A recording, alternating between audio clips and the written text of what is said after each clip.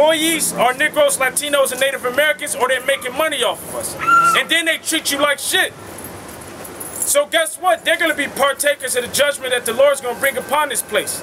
And upon the so-called white man, all of these other nations are going to be partakers of it. That's the reason why Joel, the 3rd chapter, says, and the Most High drove the people into the valley of judgment, you know, to strive with them for what they did to Jerusalem. Jerusalem is the holy people of the Lord, which is the Negroes, Latinos, and Native Americans.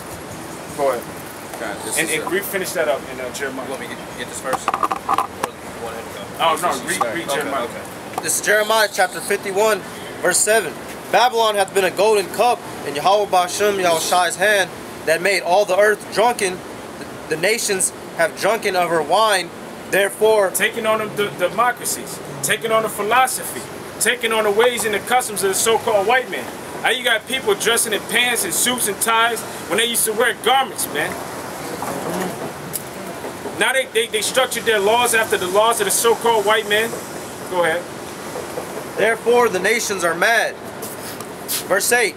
Babylon is suddenly fallen and destroyed. Howl for her. Take balm for her pain. If so be she may be healed. So these rich elites, they're not putting money into this place anymore because they know that it's so far in depth that there's no way that you can put money into this place to heal it, man. Therefore, they know it's about to go down, and guess what? They're gonna let it go down.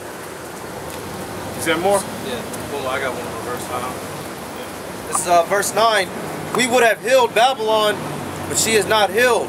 Forsake her, and let us go, every one, into his own country. And now you got these elites.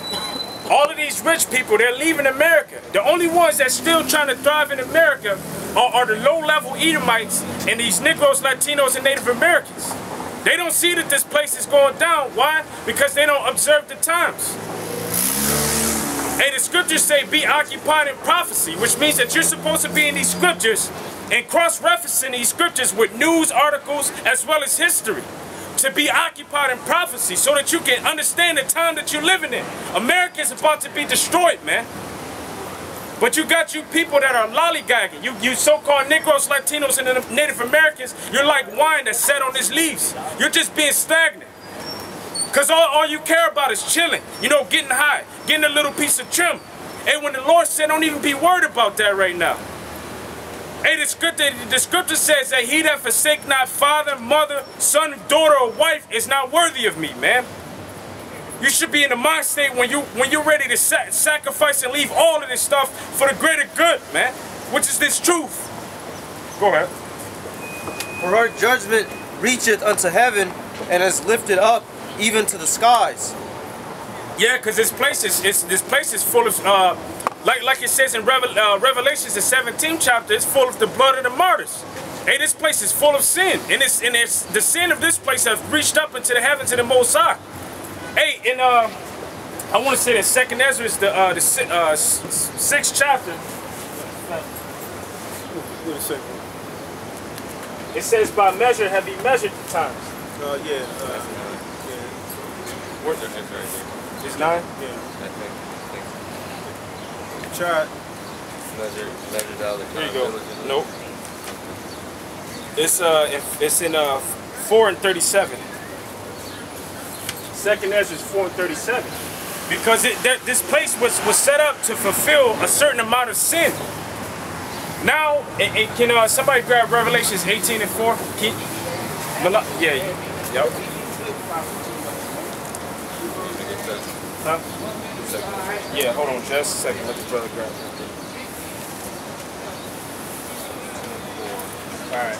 This is Revelation chapter 18, verse 4. And I heard another voice from heaven saying, Come out of her, my people, that ye be not partakers of her sins, and that ye receive not of her plagues. Keep going. Read it one more time. Okay, God. This is Revelation chapter 18, verse 4. And I heard another voice from heaven saying, Come out of her, my people, that ye be not partakers of her sins, and that ye receive not of her plagues. Go up to 3. Verse 3. For all nations have drunk of the wine of the wrath of her fornication, and the kings of the earth have committed fornication with her, and the merchants of the earth are waxed rich through the abundance of her delicacies. Right. All the nations in the whole earth are getting rich or making do off America. They bringing their goods and services to the land. And when they bring the goods and services and that, they reap money. And with their money, they can buy things. They can build their military. They can do anything with the money that they receive. And actually, they living good and lavish.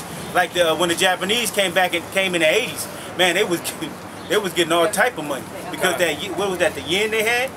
The yen that they had was like it was just over the dollar, just tremendously, man. The dollar is worth in China $6. Now the dollar bill, or I would say that the credit of America, right? Because there's a credit rating that all of the countries have. Right now, the credit rating of the United States of America is lower than Africa. Damn. You got anything down there? You got that in Revelations? Read 4 again, Slucky. This is Revelation chapter 18, verse 4. And I heard another voice from heaven saying, "Come out of her, my people, that ye be not partakers of her sins, and that ye receive not of her plagues." Because doesn't it say her sins reach up into heaven? Go ahead. Yep. Verse 5, "For her sins have reached unto heaven, and the Most High Power hath remembered her iniquities." There you go, because the Most High, first of all, when you read Daniel, it says that the Most High setteth up the kingdoms, you know, and the people to rule in this world. So the Most High set up these places, but they got so much sin and iniquity to fulfill until the Most High destroys it, because the Most High does everything by measurements. Can you grab Genesis 15 and 16 first? Genesis 15 and 16. Because the Most High, He allowed a nation to rule over and to fulfill a certain amount of iniquity, then the Most High brings it down. So the Most High, the Most High uses that as a measuring agent or a measuring tool. Go ahead. Genesis 15 and 16.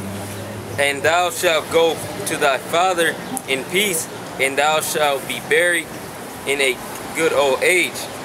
Verse 16. "But in the 4th generation thou shalt come hither again, for the iniquities of the Amorites and is not yet filled." So there you go. The Most High told him that he'll die and go to his fathers in a good old age, but in the 4th generation he was going to bring back the children of Israel out of captivity. But he also says that the sins of the Amorites are not fulfilled. So the Most High, he allowed them to sin so much to the point where he destroyed them out of the land, and then he gave us the land. So the so-called white man in America, he set up, and he was set up to do a certain amount of wickedness. And then once he fulfilled his wickedness, then that's when the Most High brings him down. And that's what Revelations, the 18th chapter, was talking about. Go ahead. 2nd Ezra 4 and 35. 37. 37. "But measure that, but by measure hath he measured the time, and by number hath he numbered the times." There you go. It says, by measures have he measured the time, and by number has he numbered the time. And we're here to tell you that if you're not a Negro, Latino, and Native American, and your time is up. Hey, can you grab second Ezra, the 6th chapter? The so-called white man's time of rulership is up. And the Bible speaks about it. In the Bible, you're known as Edomites, according to the Bible. And your time is almost up. Your gig is up. Go ahead. You want me to finish that? No, that's it. 2nd Ezra 6 and 8. "And he said unto me from Abraham unto Isaac, when Jacob and Esau were born, of him Jacob held first the hill of Esau." And where this happened at? That happened in the book of Genesis, right? So this was the Most High giving you a sign of the times. This right here, the whole act of Jacob and Esau being born was also a prophecy in itself. It was a prophecy that the elders shall be weaker than the youngest, that the youngest shall be stronger than the elder. Go ahead. For Yeah, go ahead. okay. Hold on, just one second. I'll start from 23. Okay, go ahead. Alright, this is Genesis chapter 25, starting from verse 23. And Yahweh Ba'Shem Yahushai said unto her, and that her is talking about Sarah, Rebecca, right? Talking about Rebecca? Yeah, it's talking Isaac and Rebecca. Verse 23. And Yahweh Ba'Shem Yahushai said unto her, 2 nations are in thy womb, and 2 manner of people shall be separated from thy bowels. And the one people shall be stronger than the other people, and the elder shall serve the younger. Verse 24. And when her days to be delivered were fulfilled, behold, there were 2 twins in her womb, and the first came out red and all the first over. came out red. Get that devil on camera, man. God dang. Zoom in. Oh shit, man. He got it. He got it. It says, and the first came out red all over like a hairy garment. But not literally saying that he was hairy all over. He just came out red. Because in that time they used to have something like a garment. You know, the garment they would dye it red. And he came out looking like that. He came out looking like a red garment. Go ahead. Although eventually, once he grew up, he was hairy as hell. That's the reason why Jacob had to put on the hairy garment. Yeah, and he rubbed his, which was Esau's clothes. Okay, it's Esau, my son. Go ahead. Verse 25. And the first came out red all over like a hairy garment, and they called his name Esau. Verse 26. And after that came his brother out, and his hand took hold on Esau's heel. Keep going. Go ahead. And his name was called Jacob, and Isaac was 80 years old when she bare them. And Isaac, go ahead. Verse 27, and the boys grew, and Esau was a cunning hunter, a man of the field, and Jacob was a plain man, dwelling in tents. And Isaac loved Esau because he did eat. And this so-called white man always been a man of war. It says that he was a cunning hunter, you know, a man of the field. He loved to hunt. You know, he loved weapons. And you see these white people go out hunting, and they'll kill something like a bear. But then they'll eat the bear's heart. Right there on spot, they'll cut it open and they'll eat the bear heart. Go ahead.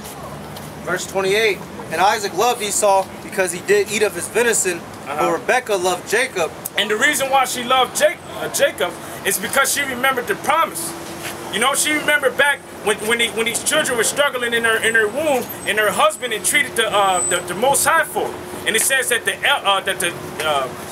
that the youngest shall be stronger than the eldest. You know, because the Most High was dealing with the youngest, which was Jacob. Go ahead. Verse 29, and Jacob sawed pottage, and Esau came from the field, and he was faint. And Esau said to Jacob, feed me, I pray thee, with that same red pottage, for I am faint. Therefore was his name called Edom. There you go. So, because Edom means red, you know, because he ate of the uncooked meat. Go ahead.